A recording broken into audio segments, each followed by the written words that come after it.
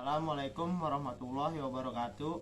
Saya Femas Aditya Selambang dari kelas 12 IPA 6. Saya di sini ingin mempresentasikan hasil praktikum korosi.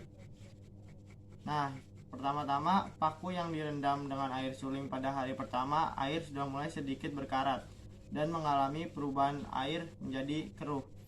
Nah, pada hari kedua, karat yang muncul semakin banyak di beberapa bagian, dan pada hari ketiga karat terus bertambah banyak dari hari sebelumnya.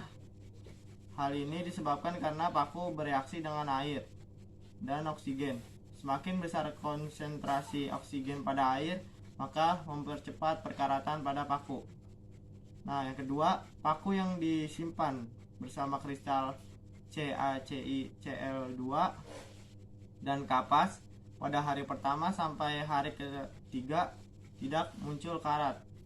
Hanya terdapat embun di atas bibir gelas. Paku yang tidak mengalami korosi karena CaCl2 merupakan senyawa yang bersifat higroskopis yang mampu menyerap molekul air secara absorpsi atau proses masuknya zat cair ke dalam zat padat, sehingga tidak ada air di dalam gelas dan tidak terdapat oksigen karena permukaan gelas ditutup plastik. Paku yang direndam minyak goreng dan tidak mendapat perlakuan apapun pada hari pertama sampai hari ketiga tidak mengalami korosi dan tidak memunculkan reaksi apa-apa. Hal ini disebabkan karena minyak tidak mengandung oksigen dan menghambat kontak langsung antara paku dengan air dan oksigen. Lalu yang keempat, paku yang direndam dengan air mendidih pada hari pertama, air sudah mulai berkarat dan airnya berubah menjadi keruh. Pada hari kedua, karat yang muncul semakin banyak dan pada hari ketiga terus bertambah banyak dari hari-hari sebelumnya. Hal ini disebabkan oleh temperatur air yang tinggi sehingga mempercepat perkaratan.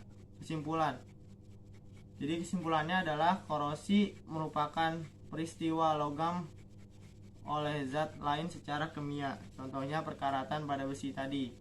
Korosi merupakan reaksi logam menjadi ion pada permukaan logam besi yang berinteraksi langsung dengan air dan oksigen. Nah, faktor-faktor yang mempengaruhinya adalah dari bahan itu sendiri, misalnya kemurnian bahan, struktur bahan, bentuk bahan, dan dari faktor lingkungan juga, seperti udara, suhu, kelembapan, dan keasaman zat-zat kimia yang digunakan. Nah, untuk mencegahnya, zat korosi bisa dicegah dengan melumuri atau melapisi besi dengan bahan suatu zat yang sukar ditembus oksigen, yaitu zat non-logam. Contohnya cat minyak. Bisa juga dengan meletakkan paku pada ruangan tertutup agar tidak kontak langsung dengan air maupun udara. Sekian hasil presentasi praktikum korosi dari saya. Wassalamualaikum warahmatullahi wabarakatuh.